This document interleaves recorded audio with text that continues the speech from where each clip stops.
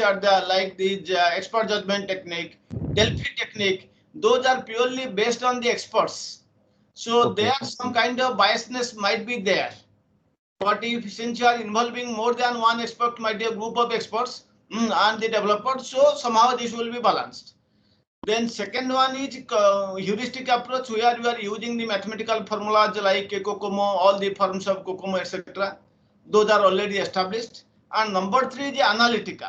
So if your program is a small kind of thing where it is easy to identify the number of operators, operands, etc., okay, you can go for this analytical. See, every method has its own advantage and disadvantage. These three broad methods I have told. Every method has some advantages and disadvantages. You can see from the book, from the slides. So depending on your situation, you have to see which one you will use. So like you are having sufficient data, then you can go for this heuristic model, COCOMO, etc. If your program is small, very few number of unique operators, unique operands, etc., then you can straightforward use Halstead software. If your thing is highly subjective, it requires expert opinion, then you should go for the empirical methods. Invite a group of experts, 5-7 experts, then take one round of the opinion from them. Then you refine. After 3-4 rounds of refinement, you will get the approximate estimation. So every method has its advantages and disadvantages. You have to look what is your circumstances, what is your environment, whether this will be suitable for you. You have to just compare. Please make a compatible analysis that I have given in all my slides, as well as you can refer some books and internet sources. So depending upon the environmental situation, you have to choose which method will be better for you. Yes, yes, sir. It's basically maybe referring the same problem statement with multiple methods and coming with Yes, output. That will help basically. Yes, that yes. will be very good. If you are having time, better. That's why I'm always saying don't depend on only one particular methodology, because if that is biased or that may give wrong result, then your whole prediction will be wrong. So if you have done using one method, second method you can use for validate it, the answers are very close, okay, then you are safe.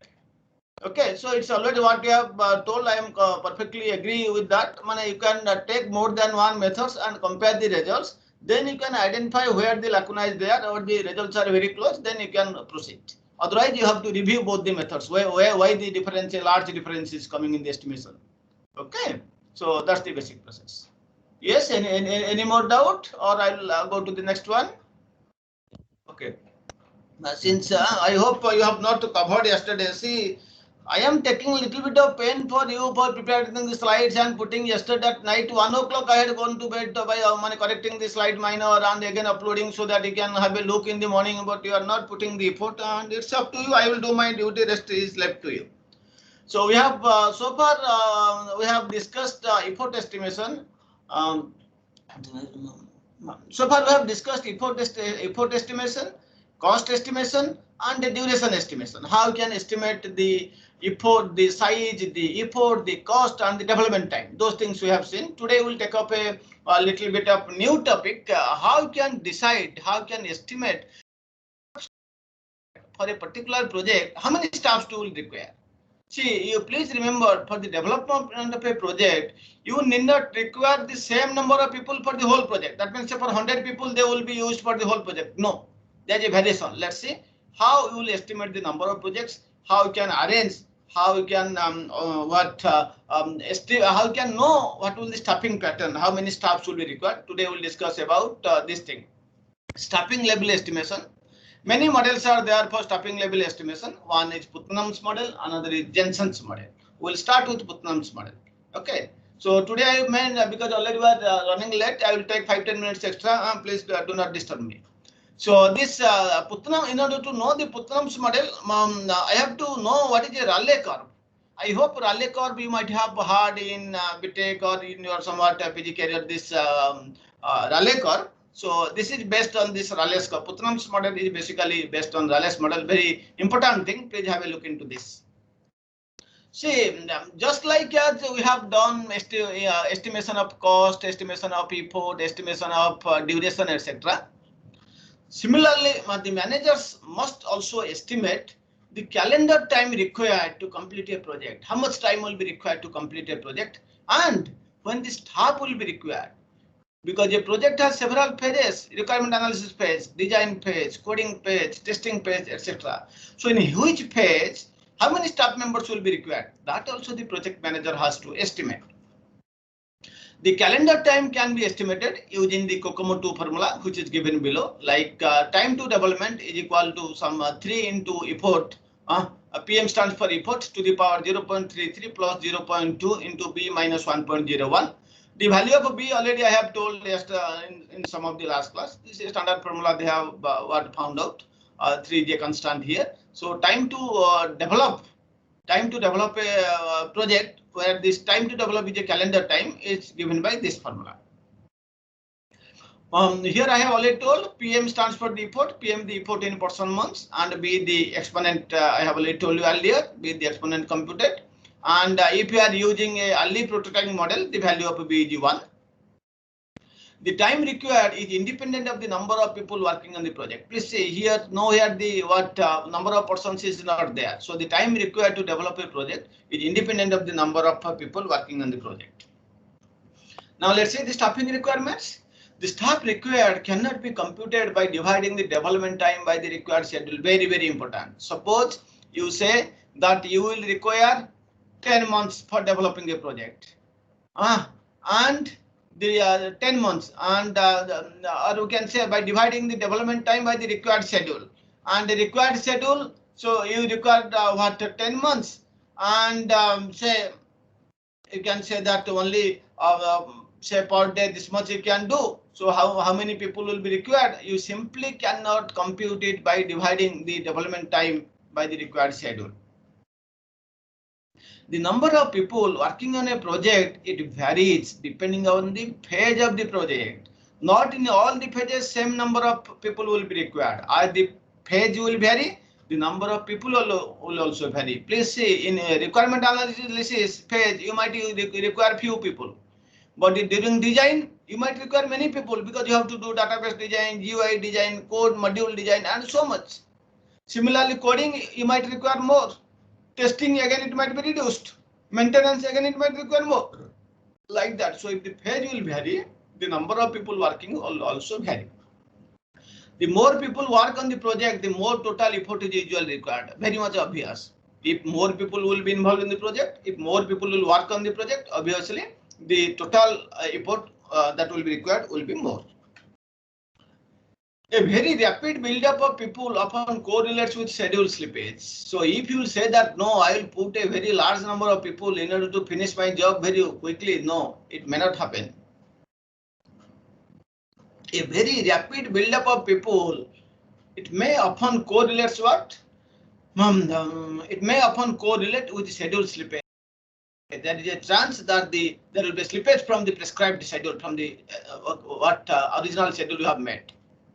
So a very rapid buildup of the people, if you will hire large number of people, it may correlate with schedule slippage. There is a chance that there is a slippage from the original schedule. Now we'll come to how to estimate the staff level. So staffing level estimation. Normally, the number of personnel required during any development project is not constant. This I have already told. Okay, the number of personnel required during any software development project is not constant. May not be software development, any other development, because every development project has several phases, and in different phases you might have to require different number of persons. As I have already told you, requirement analysis you might require few, design phase you might require again more people, coding time maybe again more people, testing again it will be less. So the number of personnel required for any software development project is not constant. In the year 1958, a great software engineer, his name is Norton. He has analyzed many R&D projects, and he has observed the following. What he has observed? He has observed that the number of full-time personnel which are required at any time can be represented using a Rayleigh curve. Okay, so in order to estimate the staff, he has carried out several. He has performed experiments on several projects. He has observed that the number of full-time personnel here they have not considered about the part-time or the contractual. The number of full-time personnel required at any time, it can be represented using a curve known as Rayleigh's curve. Let's see what is the Rayleigh's curve. How does it look like? So this is the representation of Rayleigh's curve. You might have seen this figure earlier.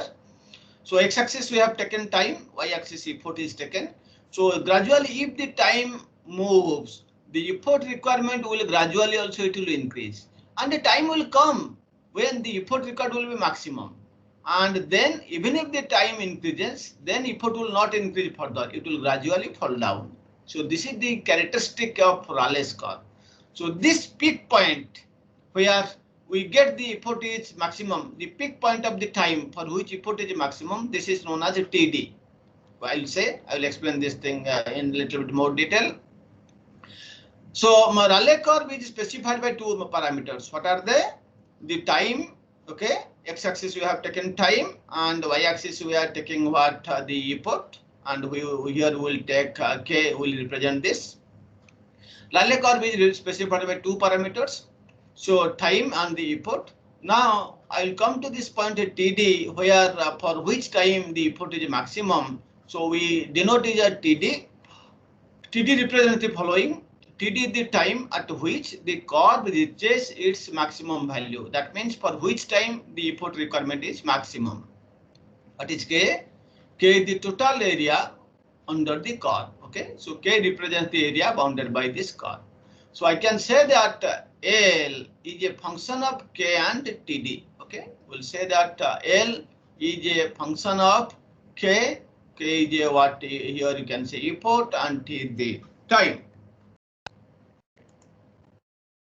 So here in this way we have shown that staffing level L is equal to is a function of K and TD.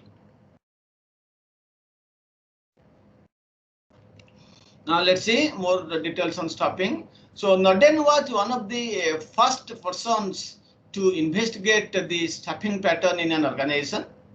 He has considered the general R&D kind of projects. Okay, so he has not considered specifically software projects. He has considered the general R&D kind of types of projects. So from his experiments, he has concluded the following. What he has concluded?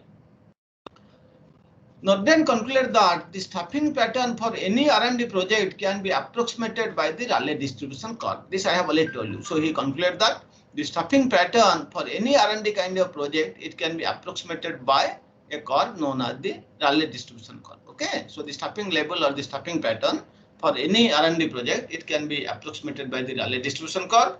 In the x-axis we have taken time, y-axis we have taken the manpower, which indirectly indicates the effort required.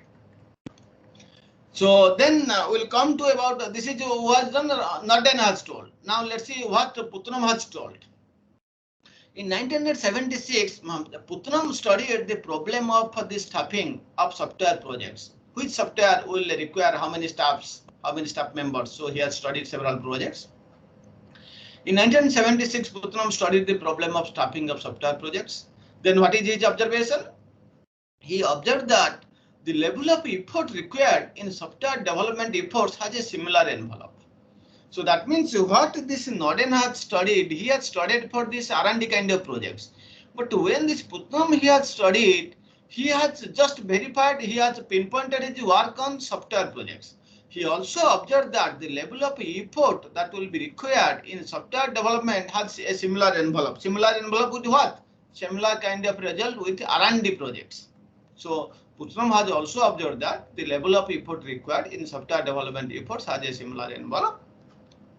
He found that the Rayleigh-Norden curve relates the number of delivered lines of code to effort and development time. So he has also observed that. So now this curve he is saying Rayleigh and Norden, because Norden has specifically used it for R&D project. So this curve they are saying as later on Rayleigh-Norden's curve. So this Putnam he has observed that this Rayleigh-Norden curve, this curve, it relates. What does it relate?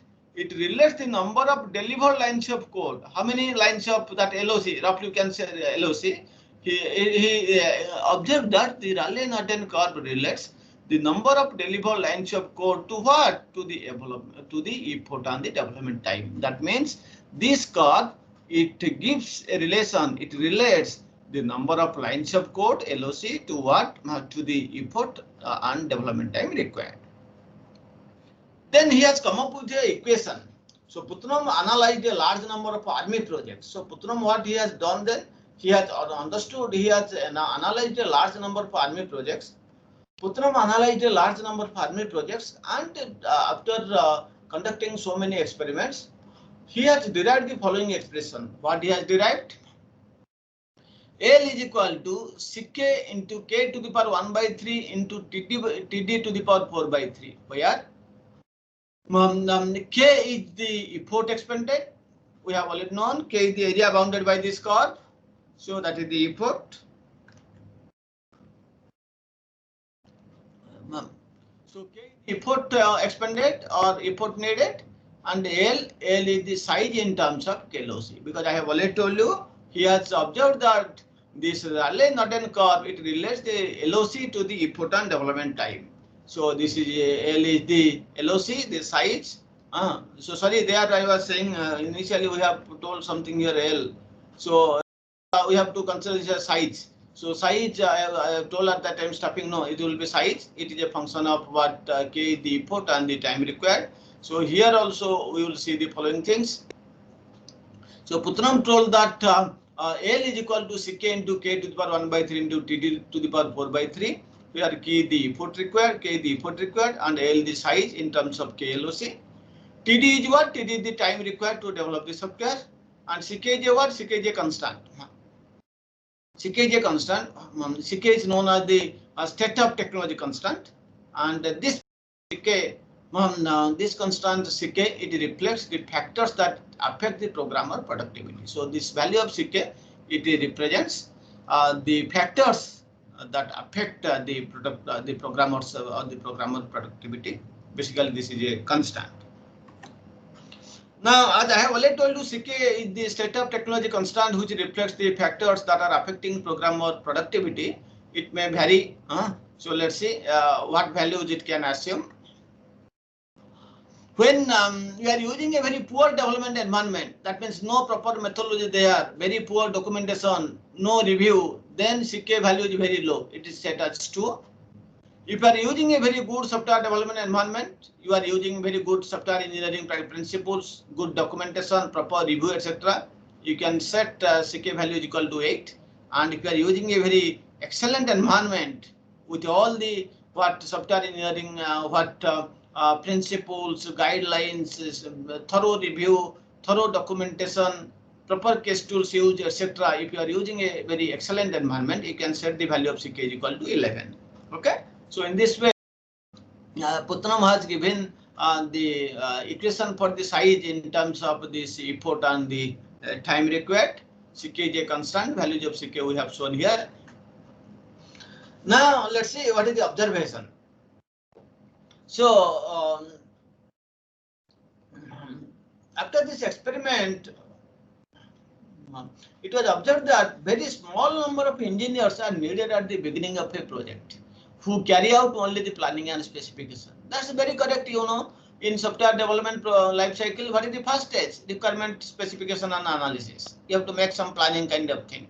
So initially, that's why what will happen, you will require very few number of people. So from this experiment, it was observed that initially very small number of engineers they are required where at the beginning of the project in order to carry out the planning and specification. See, initially only very few.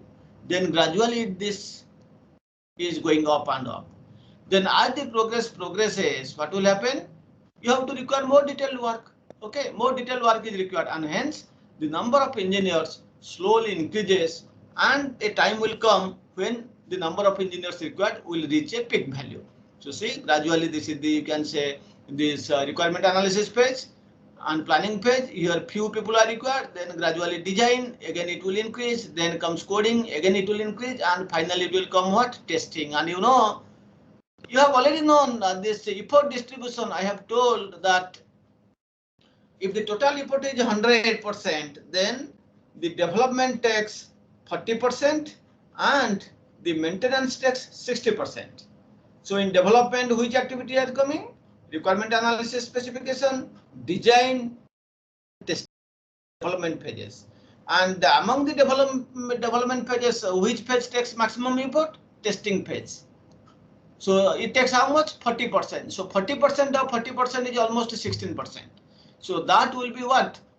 This testing phase. So this TD, as I will show later on, this will correspond to the testing phase. At this point, you require maximum number of people. And once your product is thoroughly tested, you have to go to implementation. Then the number of engineers required will be less, and gradually it will be very less. So that's what I want to say here. As the project progresses, more detailed work is required. The number of engineers initially will be required very less. Gradually, the number of engineers will increase. The number of engineers slowly increases and reaches a peak value. That peak value is dependent as TD. Let's see when this peak value occurs. Putnam observed that the time at which the Rayleigh curve reaches its maximum value corresponds to which phase? Testing phase. Which testing? System integration and system testing. So Putnam observed that the time at which the Rayleigh curve reaches its maximum value, it corresponds to the integration and system testing and the product release. So here it is this TD. TD represents to the integration and system testing and product release. So after this testing is over, after the product is released, gradually then the manpower requirement will gradually fall down. So after system testing, what will happen? The number of project staff, it falls gradually till product installation and delivery. So till product installation and delivery, after this product is released, then the number of persons required will gradually fall down. This is what Putnam observed from his experiments. From the Rayleigh curve, we may observe that approximately 40% of the area under the Rayleigh curve is left to the TD and 60% to the right. You can see here. So normally what will happen? 40% to this side and 60% to this side. And I have already told you that during what will happen? During this integration testing, system testing up to, that is the development phase 40%, and the next 60% will be what? Maintenance. So during maintenance, of course, you will require less number of people. From the Rayleigh curve, we can observe that approximately 40% of the area under the curve is to the left of this TD and 60% to the right of this TD value. Okay, this TD value to the right, 60% area is there. So this suggests that 40% will be required by the system development phases such as requirement analysis, design, coding, and testing, and the right 60% represent the project, maintenance of the project or maintenance of the product. Now let's see some of the important notations used in Putnam's model. Will represent SS to represent the lines of code, person years invested or person's year employed will be K, time to develop is TD, technology constant is CK, little bit various previously we have taken lines of code L. So in some of the books or internet sources they have taken SS, all others are remaining same. So this Putnam's model, only here instead of taking L, I have taken SS because some of the books they have taken SS. So lines of code is equal to SS or L, which is equal to CK into K to the power 1/3 into T to the power 4/3. This equation already we have seen earlier, where CK is a constant, K for the TD, the time required to develop the project. The person years invested. Person year means just like I have told the unit of effort. Unit of effort is what? Person month. And a bigger unit is person years. But for most of the projects, person month is suitable. The reason also I have told you earlier. So person years invested is represented as K, that is the effort, is equal to SS or L divided by CK into T to the power 4/3 whole power to the power 3. The time required to develop the project can be represented as a TD is equal to, you can take either SS or L divided by CK into K to the 1/3 to the power 3/4. So from this first equation, lines of code, you can derive these two equations for person years invested and time to develop. Putnam adapted the Rayleigh-Norton curve. He has related the number of delivered lines of code to the effort and the time required to develop the product, which I have already told you, isn't it? I have already told you that Rayleigh-Norton curve tries to relate the number of delivered lines of code, maybe in terms of KLOC, to the effort required and the time required to develop the product. Putnam has studied the effect of schedule compression. Let's see what he's saying. Very much important. Putnam has studied the effect of schedule compression. What do you mean by schedule compression? So, for initially you have estimated you will require 12 months to develop the project. Now the customer is coming, client is coming, he is saying, no, we are in very urgent, we please finish up within 6 months. So what will be its effect on the schedule? What will the effect on the staff members? Can I just double the staff members to complete it? Suppose for the initial, according to the initial schedule, it required 12 months and 100 people. Now, if the schedule is compressed by the client is saying urgently I require in 6 months. That means half. The duration is now half from 12 months to 6 months. So shall I compute the what manpower as 100 into 2 just to double it because the time is reduced by half? Can I get the number of revised staff members by multiplying 100 with 2? That is 200. The answer is wrong. Let's see why it is wrong. So you can make a small equation what I am saying. So this is actually what the person share invested. Or you can take, okay, this is the person share invested and time to develop it is TD1. See, you can see that this is TD. We require what? We require now the person years invested or the manpower, you can say. So K is equal to this is given. Now you take the value of TD. TD the time required.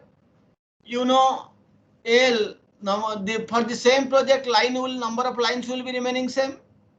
Value of CK will remain changed. So what is changing? TD is changing. Initially TD was 12 months.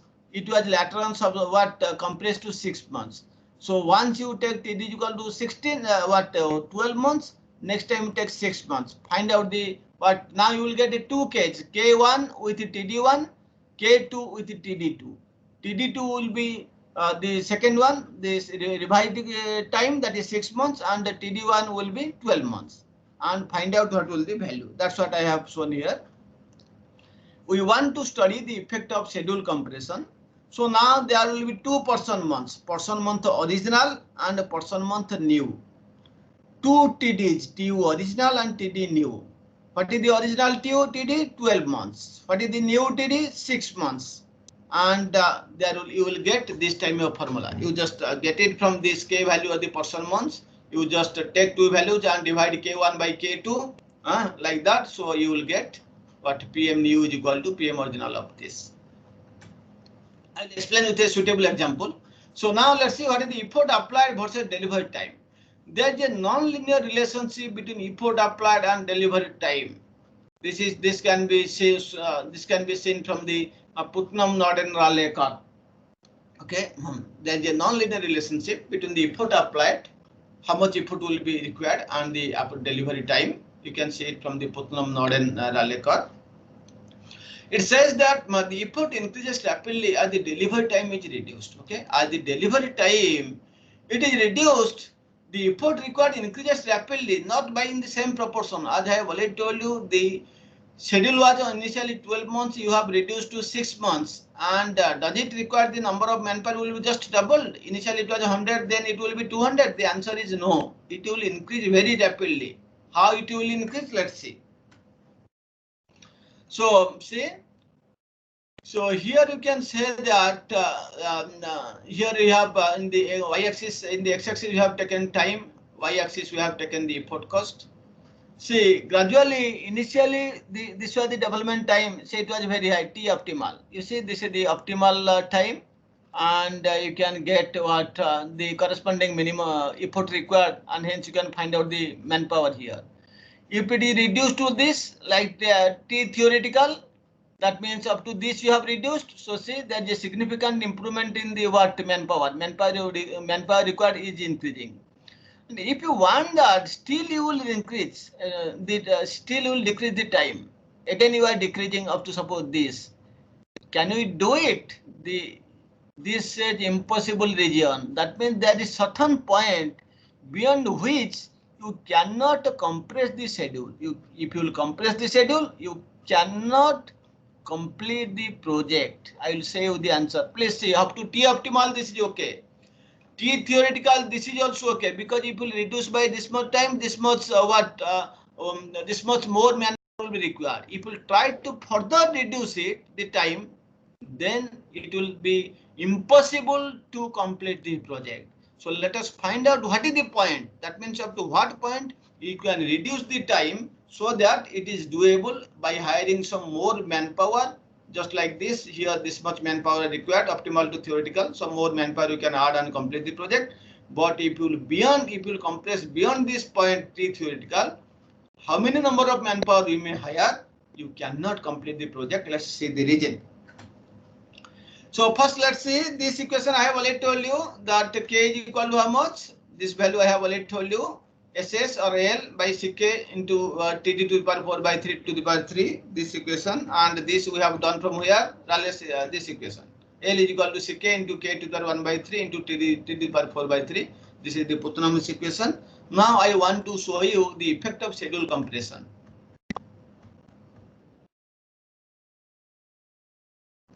Using the Putnam's expression for L, I have already shown you the value of L. So I want to find out the value of K. K is equal to how much? This is LQ into Ck to the power Q by Td4. This also it is shown here. K is equal to this. Okay. Here they have taken SS. You can take L, no problem. So K is equal to LQ by Ckq to the into Td to the power 4. Or K can be said as, you can say that this is a constant, because for the same project, number of lines is a constant, Ck is another constant. And so L by Ck to the power Q. So that I am taking as a constant, named as Ci, and what will only vary? The time will vary. So for the same product size, L by Ck whole Q is a constant. So now I am having two schedules. Original I have to complete within say 12 months. And revised is within 6 months. So 2 TDs, TD1 and TD2. Correspondingly, I will get 2 efforts required, K1 by K2. So find out K1 by K2. So K1 by K2 will be equal to how much? It will be just reverse, Ci you will go. So you will get TD2 to the power 4 by TD1 to the power 4. So what does it mean? If there is a compression in the schedule, then the number of manpower required will be governed by this equation. Let us explain it through an example. Please observe that a relatively small compression in delivery schedule can result in substantial penalty on human effort. How much? To the power 4. If you will just try to little bit compress the schedule, here just a TD2 by TD1, little bit you compress it, then there will be a significant increase in the manpower. That means to the power 4. That means the manpower requirement will be increased very tremendously. Maybe in here it will be required. The requirement will be of the order 4, or to the manpower requirement will be something to the power 4. Please observe that a relatively small compression in delivery schedule, it may result in substantial penalty on the human effort. You have to employ a huge number of manpower to do the same job if there is a slight compression in the schedule. Also observe that benefits can be gained by using fewer people over a somewhat longer time span. In other words, if you will increase the time, if you are compressing the time, you have to pay a huge amount, you have to hire more manpower. Similarly, if the time is just increased, suppose you have initially planned it for 12 months and the customer is agreed, okay, if 3 months is delayed, say 15 months, okay, no problem for us, we will accept. So you can save huge number of manpower for that, because the time is extended, you can hire only less manpower, and the same thing can be done with an extended period of time. So also observe that benefits can be gained, more benefits can be gained by using fewer people over somewhat a longer time span if the time span is increased. Now let us explain it through an example. Suppose the estimated development time is 1 year initially.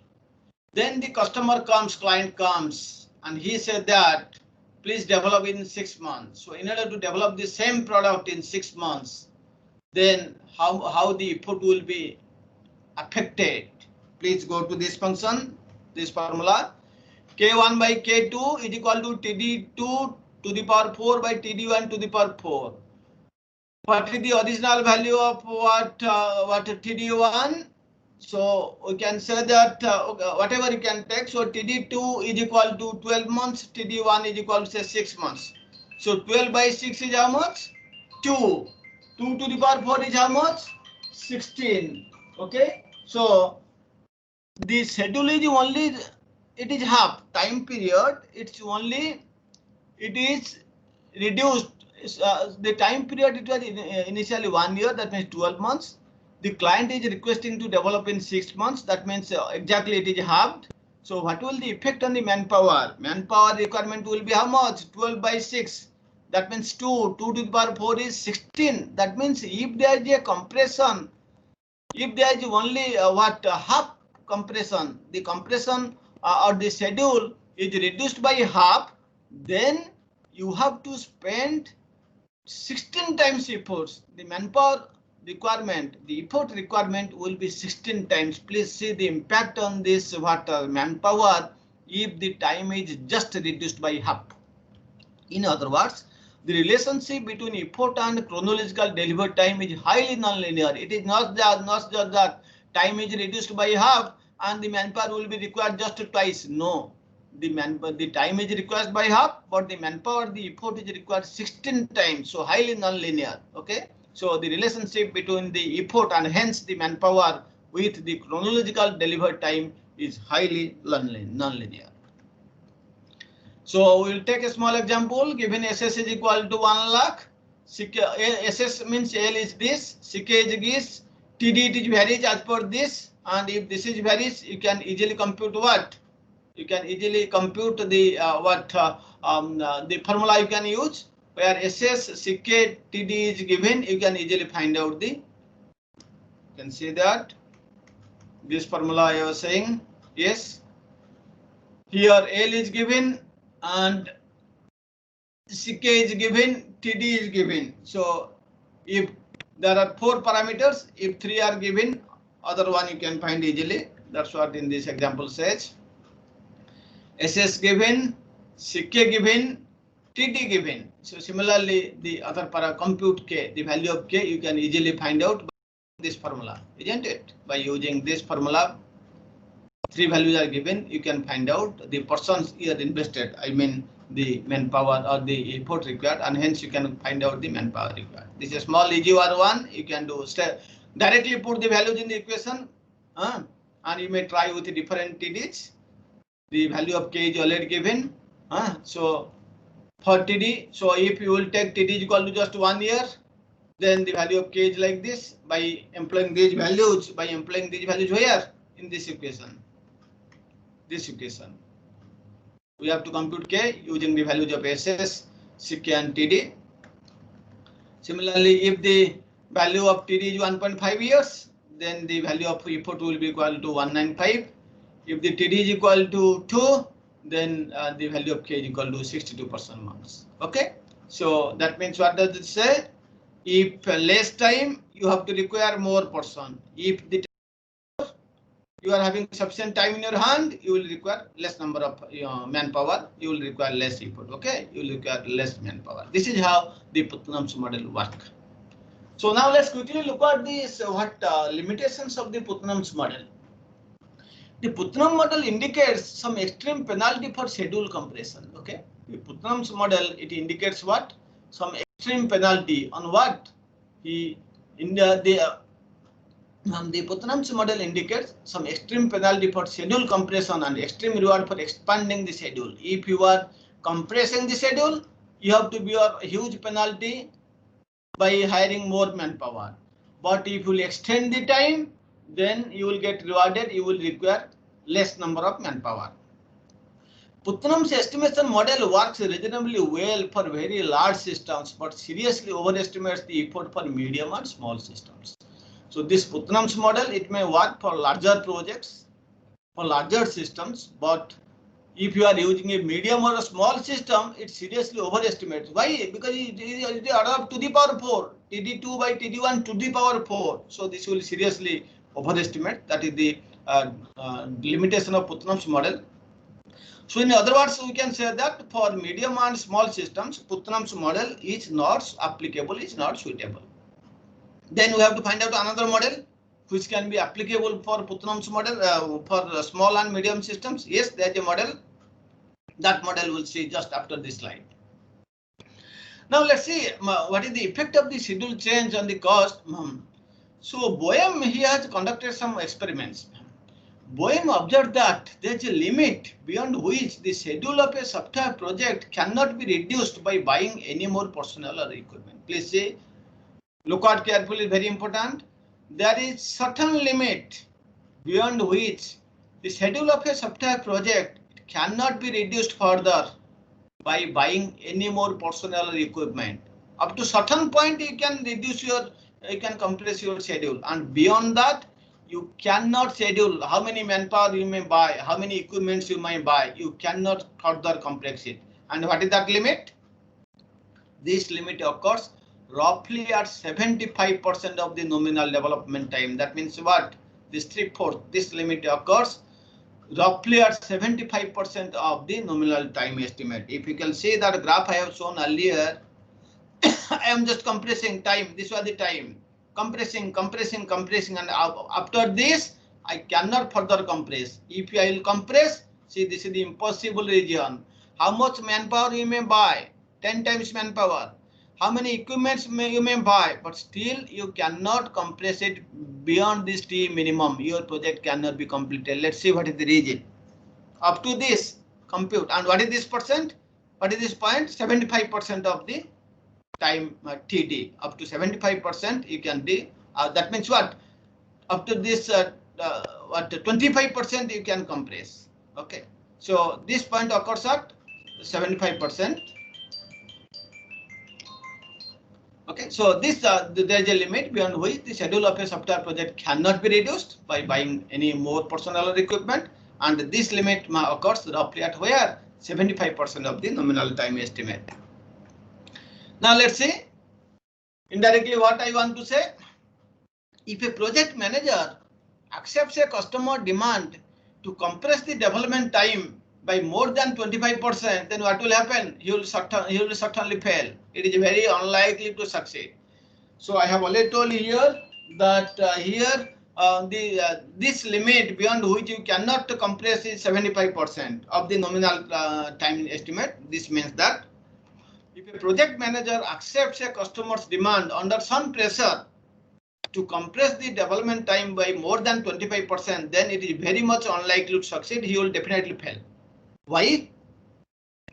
Because every project has only a limited amount of parallel activities. You will double the manpower or 4 times or 10 times the manpower. What they will do? For them no work is there. Because you know, in every job a limited amount of parallel activities are there. Other activities are sequential. Even if you buy 10 power, you hire 10% or 10 times of the manpower, they cannot do, they will sit just idle. So that's why beyond maximum 25% what you can compress the original time, 25% you can compress, there is a possibility you can finish. If you will, due to some pressure, if you are agreed that yes, I can complete it, the schedule can be compressed by more than 25%, no, you will certainly fail. It is very much unlikely to succeed, because it is because every project has only a limited amount of parallel activities. So other people only, say like there are 10 parallel activities, only 10% should work. If you have taken 20%, other 10% will sit idle. The sequential activities cannot be speeded up by hiring any number of additional engineers. How many number of additional engineers you may hire? The sequential activities, they cannot be speeded up. Only the more manpower you can put for the parallel activities to gear up, to speed up the the process. So others, which are there are 10 number of parallel activities. So more than 10 people there. So the rest people, they will sit idle. So many engineers have to sit idly because for them no work is there, all are others are sequential. What are parallel activities already the persons are assigned to them, and remaining persons they will sit idle because the other activities are sequential, because the other activities are sequential.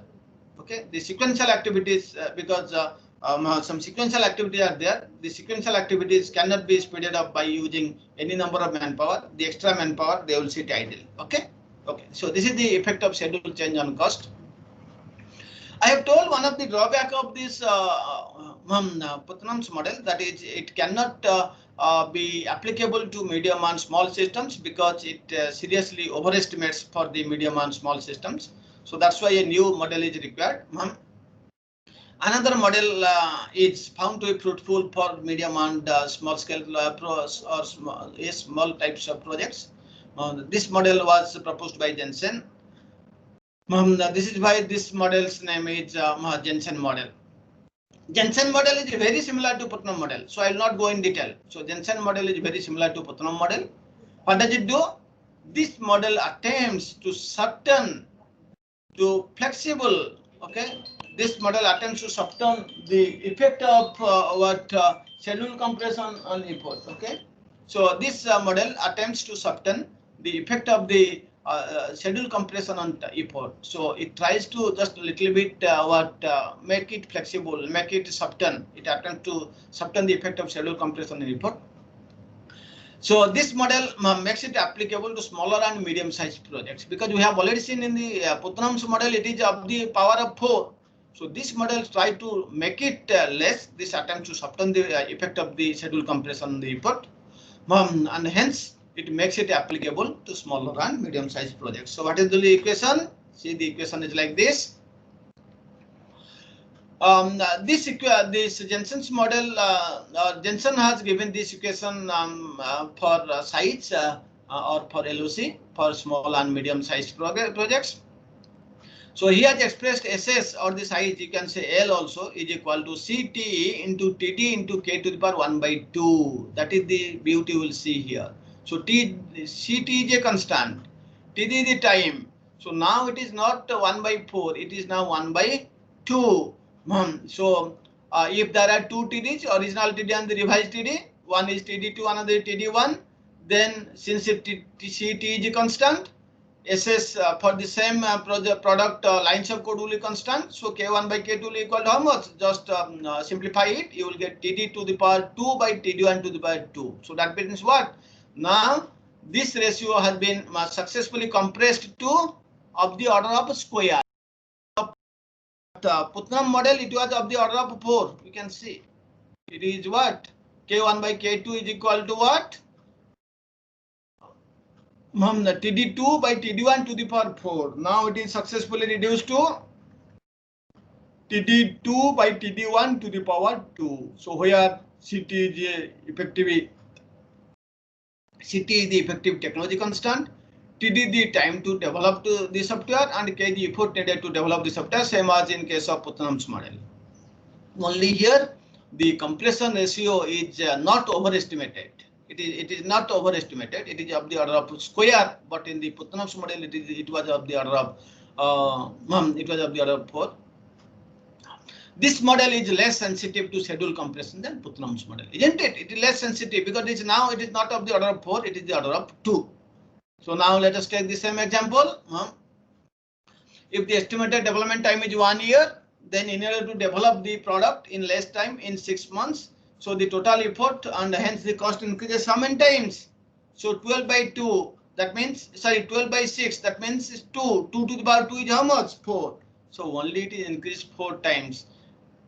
But in Putnam's model, it was how much? If the time is reduced to half, then it was reduced to 16 times, very much high. So this value, the effect of schedule change on cost is much less in case of Jensen's model in comparison to the Putnam's model. Only the cost or the manpower will be increased 4 times, but in Putnam's model it increases 16 times if the time is reduced to half.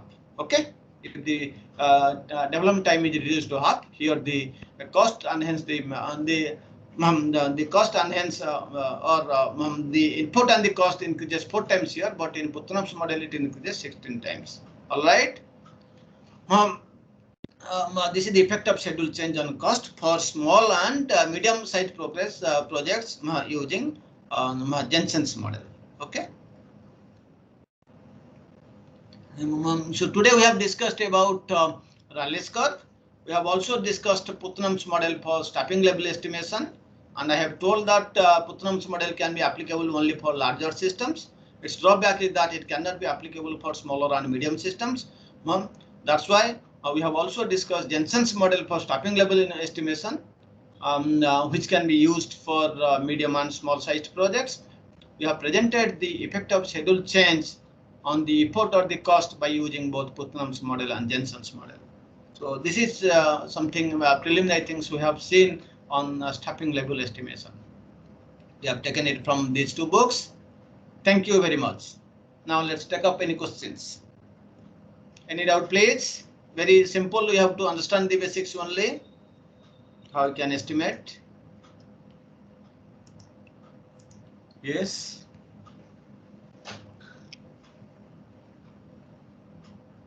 If anybody asks any question, I'll be happy to answer. I hope this is a easy kind of thing you can read just yourself. So small questions. Okay. So some small questions may be asked from that, like problematic programming. Numerical questions may be asked. Please prepare, like the original time was 2 years. It was reduced to be 6 months. What will the effect on the cost or the staff, and like that? Those type of questions, please prepare. Okay. Okay then. So if there are no more questions, then we'll stop here. Yes. No questions, sir. Yes. Any plan for the? Yes. Yes, Paranand. No, I'm asking any plan for the classes, makeup classes for the late journeys. Any plan, sir?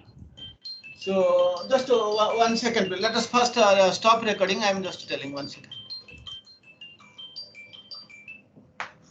हाँ कुठे अच्छा हाँ नमस्कार हाँ दिया दिया security दिया